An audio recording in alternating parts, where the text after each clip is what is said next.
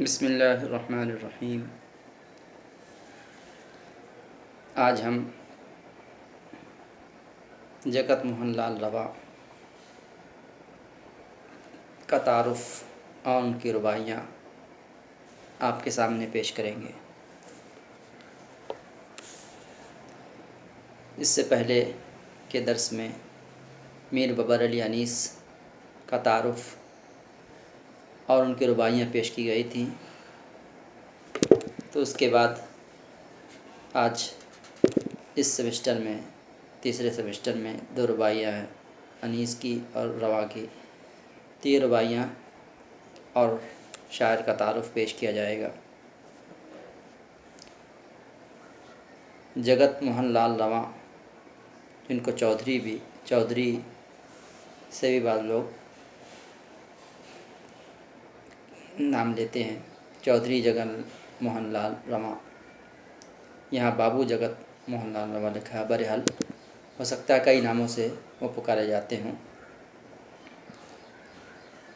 لکھا 1889 میں، 14 جنوری 1889 میں ان کی پیدائش کہہ رہے کہ مورانواں گاؤں ضلع اناؤ میں ہوئی، یا ضلع سیتاپور میں۔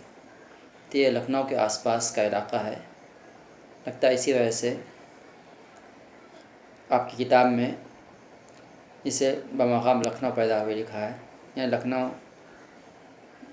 شہر میں یا اس کے نواح میں، اس کے اطراف میں ان کی پیدائش ہوئی۔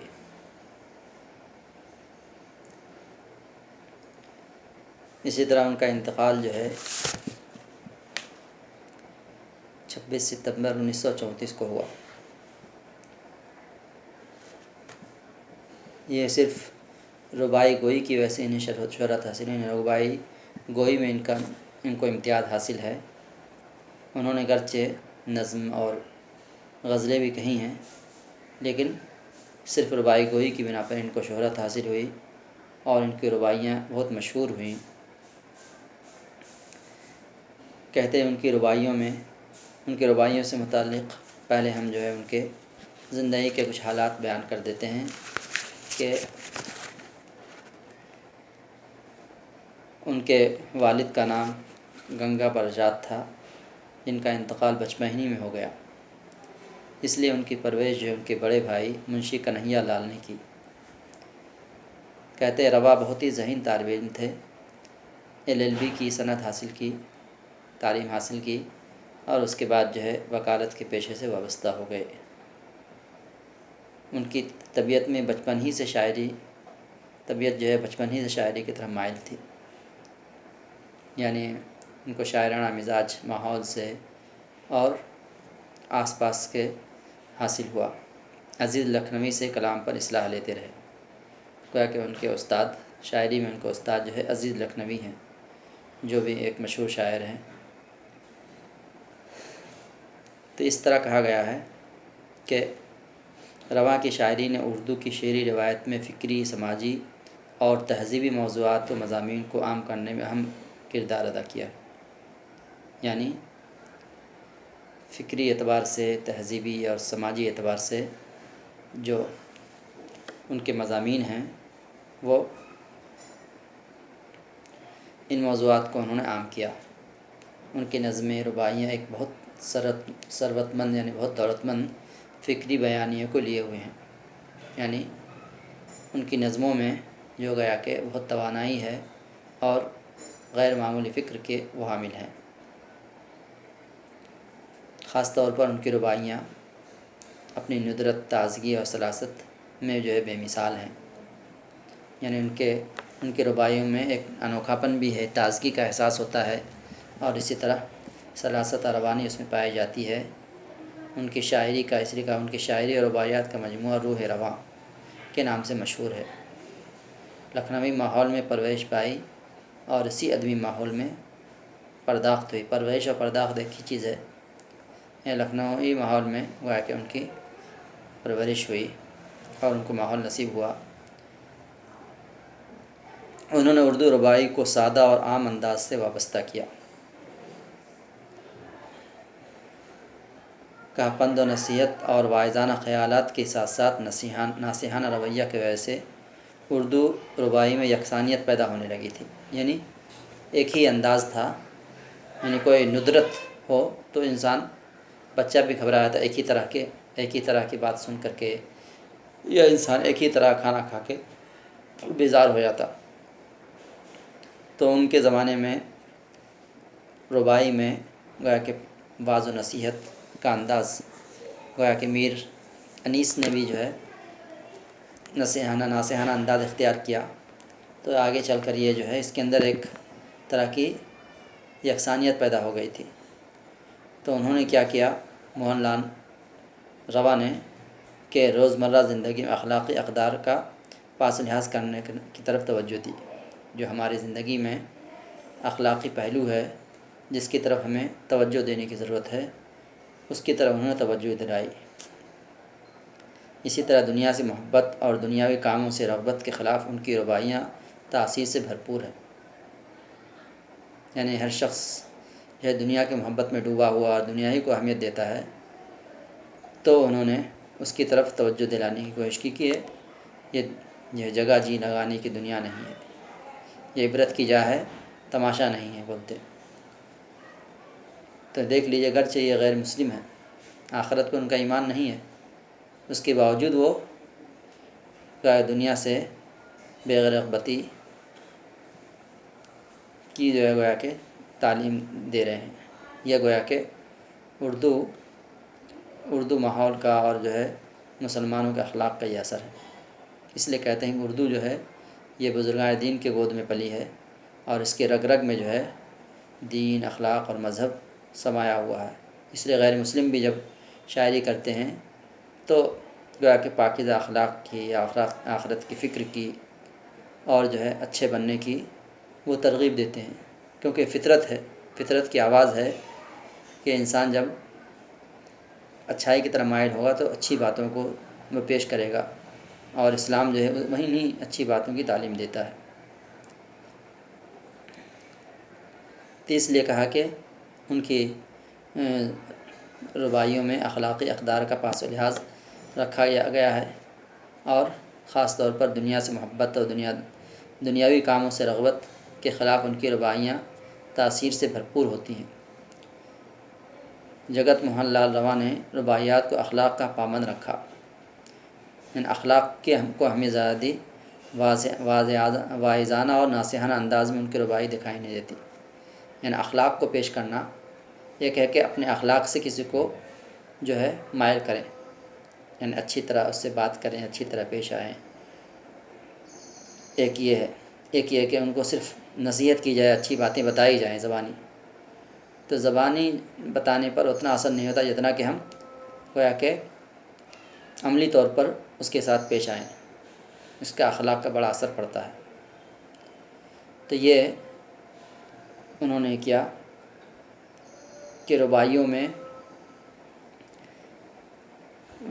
پند و نصیحت، واعظانہ یعنی ناصحانہ انداز جو ہے یہ تو موجود تھا، ناصحانہ خیالات موجود تھے، لیکن انہوں نے اخلاقیات کو اس میں شامل کیا،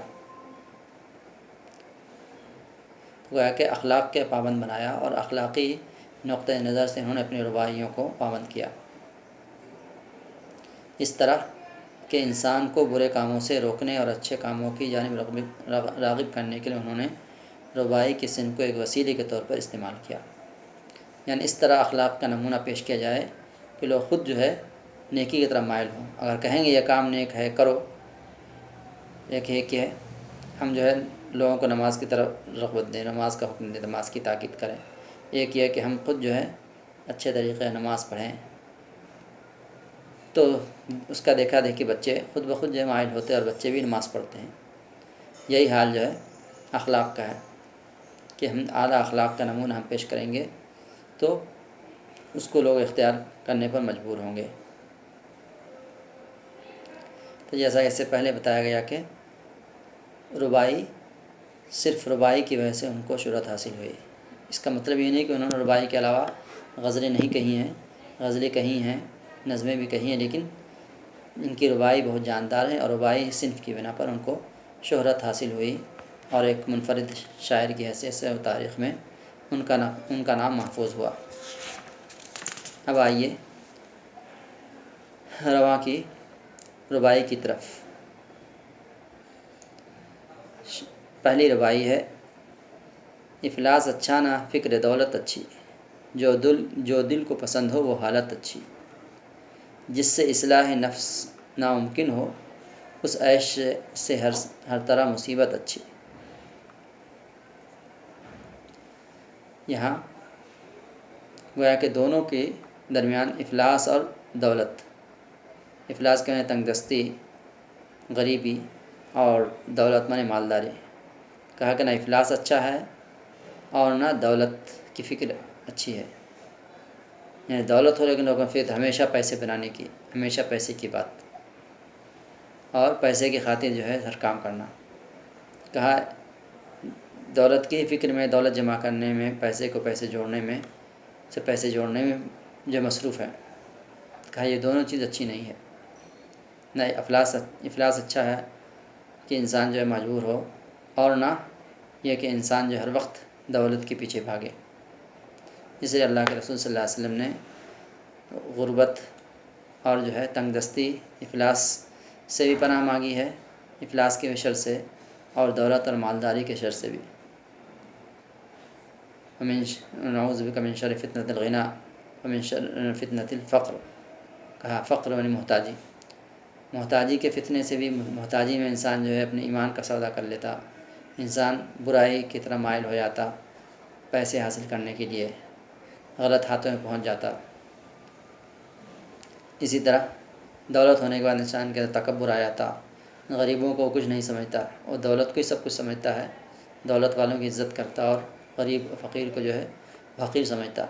یہاں تک کہ مالدار شخص جو ہے اپنے دولت مند دوست سے تو خوش ہوتا ہے، لیکن اپنے بھائی سے، اپنے رشتہ دار سے جو ہے کو نظر انداز کر دیتا کہ یہ غریب ہے۔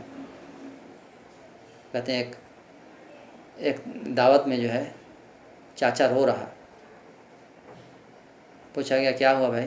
کھانے کے دسترخوان پر کہا کہ میرا اپنا بھتیجا ہے، میں اس کا حقیقی چچا ہوں، لیکن وہ مجھے نظر انداز کر رہا ہے کیونکہ میں ایک غریب شخص ہوں، اور وہ اپنے دوستوں کو اہمیت دے رہا ہے۔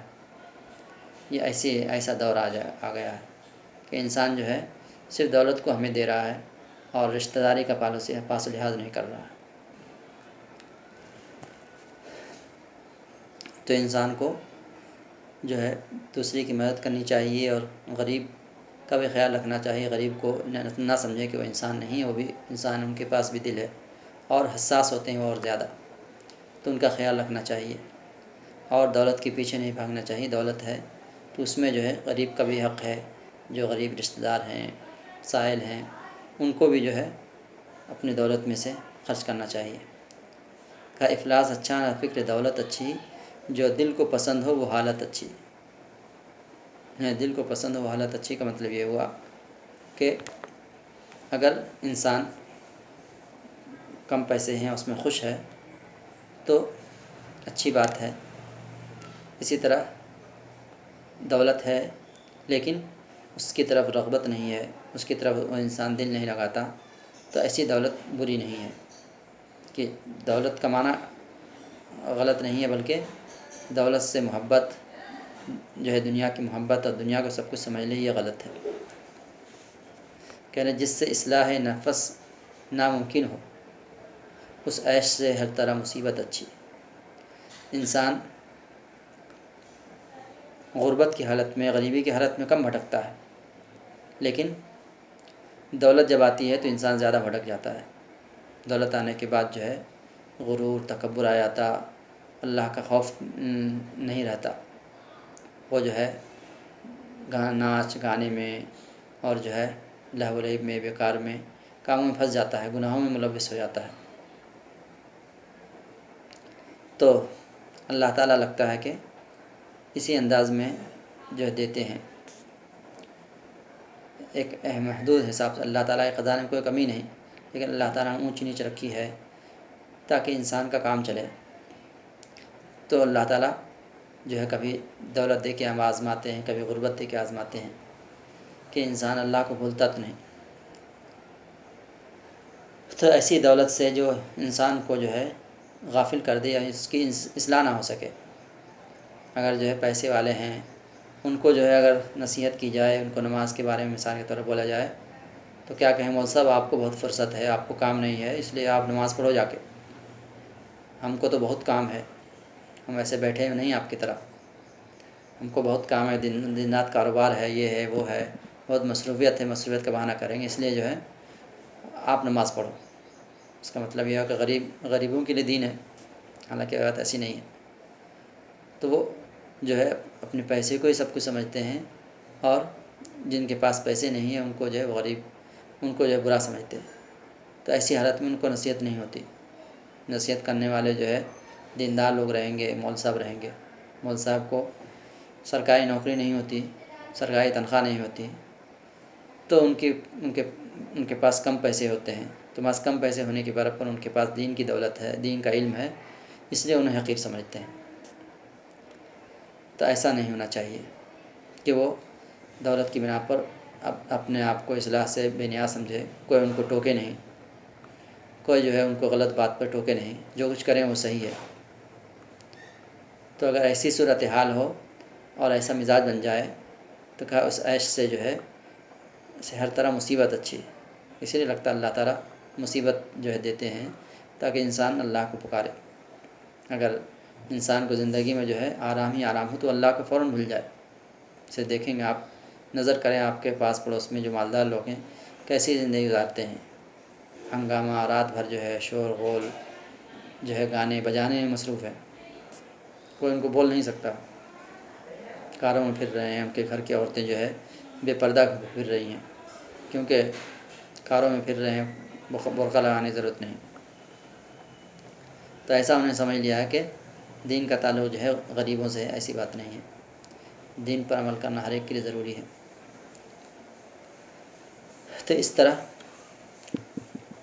اس ربائی میں گویا کہ افلاس کی اہمیت، غربت کی اہمیت بیان کی گئی ہے، اور ایسی دولت سے پناہ مانگی، ایسے دولت کو ناپسند کیا گیا ہے جس سے انسان اپنی اصلاح نہ کر سکے، بلکہ اپنے آپ کو جو ہے اپنی اصلاح سے بے نیاز ہو جائے. تو ایسی دولت سے جو ہے مصیبت اچھی ہے. کہا اس عیش سے، اسے ایک جگہ اقبال نے کہا نا، اے طائر لاہوتی اس رزق سے موت اچھی، جس رزق سے آتی ہو پرواز میں کوتاہی. یعنی پرندہ طائر لاہوتی کا جو بلند پرواز ہوتا ہے، وہ اونچا اڑتا ہے. کہا کہ ایسے رزق سے موت اچھی ہے جس رزق سے پرواز میں کوتاہی آئے، یہ انسان بول نہ سکے. بادشاہوں کے جو قریب رہتے ہیں لوگ، حاکموں کے رہتے ہیں، وہ جو ہے ان کے خلاف کچھ بھی نہیں بول پاتے. دولت تو ان کے پاس ہوتی ہے لیکن ان کی زبان بند ہو جاتی ہے. تو اسی کو شاعر کہتا ہے، اے طائر لاہوتی اس رزق سے موت اچھی، جس رزق سے آتی ہو پرواز میں کوتاہی. تو اسی سے ملتا جلتا مضمون بیان کر رہے ہیں، جس سے اصلاح نفس ناممکن ہو، جس سے نفس کے معنی ذات، اپنی ذات کی اصلاح جو ہے، کیونکہ ہر شخص میں خرابی ہے. اسی لیے امر بالمعروف و نہی عن المنکر کا حکم دیا گیا کہ بھلائی کا حکم کرو اور برائی سے روکنے کی کوشش کرو. ایک شخص کو اگر کوئی غلط کرتا ہے، دوسرا اس کو ٹوکے، دوسرا اس کو سمجھائے، تنبیہ کرے، اس کے ساتھ خیر خواہی کے ساتھ، ہمدردی کے ساتھ اس کو روکنے کی کوشش کرے. لیکن جو کسی کی بات ماننے میں تیار نہ ہو، تو جو ہے مالدار کے بچے جو ہے کسی کو اہمیت نہیں دیتے. پہلے زمانہ یہ تھے کہ کوئی جو بڑے بزرگ تھے وہ جو ہے بچوں کو ٹوکتے تھے، چاہے کسی کا بچہ ہو، اس کو وہ نصیحت کرنا، ان کو اچھی بات بتانا اپنا فرض سمجھتے تھے اور لوگ مانتے تھے. اور آج یہ بات نہیں رہی. مالدار کے بچے جو ہے وہ اور بگڑے ہوئے ہوتے. حیدرآباد میں واقعہ ہو کہ کوئی نمازی صاحب تھے، جا رہے تھے، انہوں نے کسی نصیحت کی تو اس کو قتل کر دیا. ایسے واقعات ہو رہے ہیں. تو ہمارا جو پرانا نظام ہے اور جو ہماری اخلاقی جو ہے روایت ہے وہ ٹوٹتا جا رہا ہے. دوسری ربائی، آزاد ضمیر ہوا فقیری یہ ہے. دل بے پرواہ رہے امیری یہ ہے، زنجیر نہیں ہے باعث قید رواں رواں تخلص، محدود ہے خیال اسیری یہ ہے۔ لگتا غلطی ہو گئی کتابت کرنے والوں کے کہ خیال پر جو ہے انہوں نے تو اس کا لگایا ہے، تخلص کا نشان لگایا ہے، تو خیال پر نہیں بلکہ رواں پر لگانا چاہیے تھا۔ تو یہاں بھی لگتا ہے اسی طرح کی بات کہی ہے، یہ ضمیر کی آزادی اور فقر کے بارے میں باتیں ہیں کہی گئی۔ آزاد ضمیر ہو فقیری یہ ہے،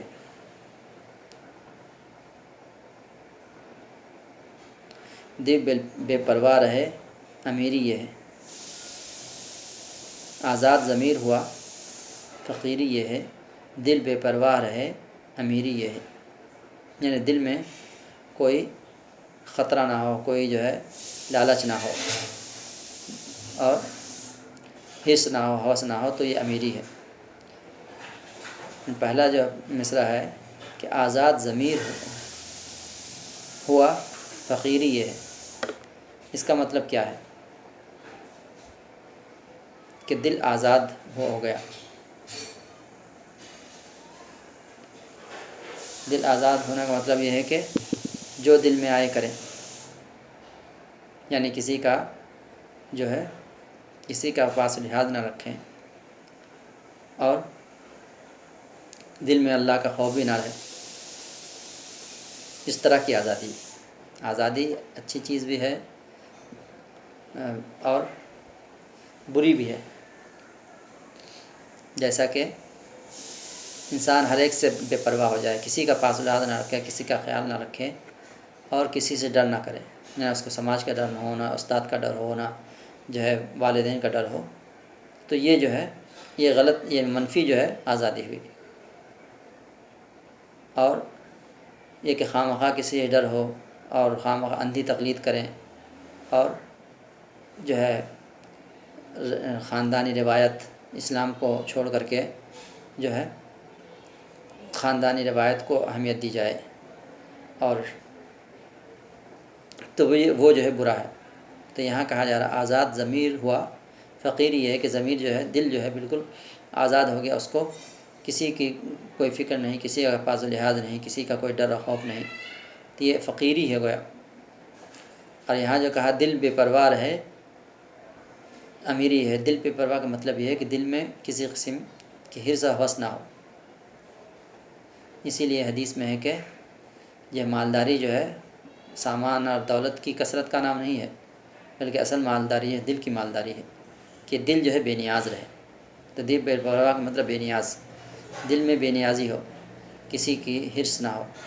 بعض ہوتے ہیں پیسے کافی ہیں لیکن اس کے باوجود ان کا حرص رہتی ہے، وہ خود بھی بخالت رہتی ہے۔ بخالت بھی کیا ہے؟ تنگی ہے، دل میں تنگی ہے، نہ اپنے اوپر خرچ کرتے نہ دوسرے کے اوپر خرچ کرتے، وہ پیسے جو ہے جمع کر رکھتے ہیں۔ الذی جمع مال معددہ، وہ پیسے گن گن کے جمع کرتے ہیں اور گن گن کے رکھتے ہیں تجوری میں، نہ خود خرچ کرتے، دنیا کا کتا نہ دھوبی کا کتا، نہ گھر کا نہ گھاٹ کا۔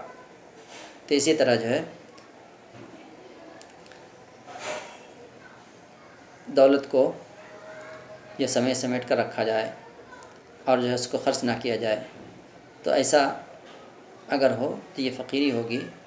تو انسان کے دل میں اگر کوئی حرص نہیں ہے، ہوس نہیں ہے، تو گویا کہ اصل امیری یہ ہے کہ وہ کسی سے نہ کسی کی دولت کو دیکھ کے جلتا ہے اور نہ کسی کی دولت کی طرف اس کی نظر ہوتی ہے۔ تو یہ گویا کہ امیری ہے، جو دوسرے کی دولت کی نظر نہیں کرتا اور بلکہ جو کچھ اللہ نے دیا ہے اسی پر وہ قناعت کرتا ہے۔ قناعت کا مطلب یہ ہے کہ جو کچھ اللہ کی طرف سے ہے وہ اس پر راضی ہے۔ تو دل بے پرواہ رہے، یعنی کسی کی طرف سے اس کو حرص نہ ہو، خواہش نہ ہو، بلکہ جو کچھ اللہ نے دیا ہے اس پر وہ راضی ہو، تو یہ امیری ہے۔ زنجیر نہیں ہے باعث قید رواں، محدود ہے خیال اسیری ہے۔ ایک قید ہے اور ایک آزادی ہے۔ تو کہہ رہے ہیں کہ ایک قیدی یہ ہے کہ انسان کو باندھ دیا جائے، انسان کو جیل میں بھر دیا جائے، تو وہ جو ہے وہ ایک طرح سے قید ہے، اور ایک شخص جو ہے آزادی سے گھوم رہا تو آزاد ہے، لیکن وہ گویا کہ ذہنی غلامی کہتے ہیں کہ دل جو ہے ذہن غلام ہو جائے، جسم جو ہے آزاد ہو لیکن ذہن غلام ہو۔ تو آج اسی بات کو کہہ رہے ہیں کہ زنجیر نہیں ہے باعث قید، یہ زنجیر پاؤں میں کسی کو قید کر دیا جائے، ایسا کہ مولانا آزاد کو قید کیا گیا۔ اس طرح بڑے بڑے مجاہدین آزادی ہیں جنہوں نے قید کی زندگی گزاری، تو وہ جو ہے وہ غلام نہیں بن گئے انگریز کے، بلکہ ان کے جسم کو انہوں نے قید کیا، لیکن ان کا دماغ آزاد تھا، ان کے خیالات ان کے آزاد تھے، ان کے جو ہے ان کا کردار، ان کی جو ہے ان کا تصور جو ہے آزاد تھا، ان کا ذہن آزاد تھا کہ وہ لوگ غلام ہندوستان میں رہے، لیکن ان کا دل اور ان کا جذبہ جو ہے ان کا ذہن آزاد تھا۔ اس لیے کہ محدود ہے خیال، اسیری یہ ہے، خیال محدود ہو جائے، انسان کی سوچ محدود ہو جائے، وہ جو ہے جو کچھ سامنے نظر آ اسی کو اہمیت دے کہ وہی صحیح ہے اور اسی کو اختیار کرنا چاہیے، تو یہ جو ہے یہ غلامی ہے، یعنی ذہنی غلامی، خیال کی غلامی۔ اس لیے کہ محدود ہے خیال، تنگ نظری آ جائے انسان کے اندر، تو یہ جو ہے اسیری ہے۔ اسیری کا معنی قید ہونا، اسیر کہتے ہیں قیدی کو، تو یہ جو ہے غلامی ہے۔ اسی لیے بہادر یار جنگ جو ہے نظام کے زمانے کے بہت بڑے لیڈر، مسلمانوں کے قائد تھے، نواب بہادر یار جنگ، انہوں نے کہا کہ طوفان باد و بارہ سے اتنا نقصان نہیں ہوتا، یعنی طوفان ہوا چلے اور سیلاب آئے، گھر کے گھر لٹ جائیں، اس سے اتنا نقصان نہیں ہوتا جتنا کہ انسان کا ذہن جو ہے محدود ہو جائے اور انسان کا ذہن جو ہے غلام ہو جائے۔ تو ہمارے جو لیڈر تھے وہ غلام ہندوستان میں آزاد تھے، وہ انگریزوں سے نہیں ڈرتے تھے اور انگریزوں کی تہذیب کو وہ اچھا نہیں سمجھتے تھے۔ مولانا ابوالکلام آزاد ہوں، چاہے جو ہے نہرو ہوں، چاہے جو ہے مہاتما گاندھی ہوں، اس طرح جو ہمارے لیڈر ہیں وہ جو ہے ان کا ذہن آزاد تھا، وہ جو ہے غلامی کو انہوں نے قبول نہیں کیا۔ اور آج حال یہ ہے کہ انگریز جو کچھ کہہ رہے ہیں، انگریزی تعلیم ہی اپنی اہمیت ہے، اور انگریزوں کا بنایا ہوا جو کچھ ہے وہ اہمیت رکھتا ہے، اور اسلام کا بنایا ہوا اصول ان کے نزدیک کوئی اہمیت نہیں رکھتا، استغفر اللہ۔ تو یہ غلامی ہے جس میں جو ہے آج نئی نسل ہے مبتلا ہے، وہ جو ہے بے لباس کپڑے کم سے کم پہننے کو جو ہے وہ آزادی سمجھ رہے ہیں، نہیں وہ غلامی ہے، وہ انسان کو گویا کہ جانور بنا رہے ہیں۔ جانور جس طرح جو ہے جن کے اندر حیا و شرم نہیں، جن کو کسی کے پاس لحاظ نہیں، وہ انسان کو بھی حیوان بنانا چاہتے ہیں، اور اس کو سمجھنے وہ آزادی ہے، وہ آزادی نہیں ہے بلکہ ذہنی غلامی ہے، جن میں انسان کو مبتلا کیا جا رہا ہے کہ وہ جو ہے جانور کی زندگی گزارے۔ تو یہ بات ہمیں سمجھنی چاہیے کہ جس ماحول سے اور جس بات سے جو ہے ہمیں آخرت میں کامیابی حاصل ہو، یہ جو ہے ہمارے لیے جو ہم خود سے سوچیں، اپنے ذہن سے سوچیں کہ ہمارے نفع کیا ہے، ہمارے نقصان کیا ہے، یہ جو ہے اگر ہم سوچنے کے لائق ہیں، اپنے نفع کو اپنے نقصان کو سمجھنے کے لائق ہیں، تو گویا کہ ہم آزاد ہیں۔ اور اگر ہم غیروں کی طرح سوچتے ہیں کہ اپنے حال پر رہیں، چاہے ہمارا آخرت کا نقصان ہو لیکن دنیا ہمیں مل جائے اور صرف دنیا کی فکر ہو، تو گویا کہ ہمارا ذہن جو ہے محدود ہو کر رہ گیا ہے، اور ہم جو ہے ذہنی طور پر غلام ہیں۔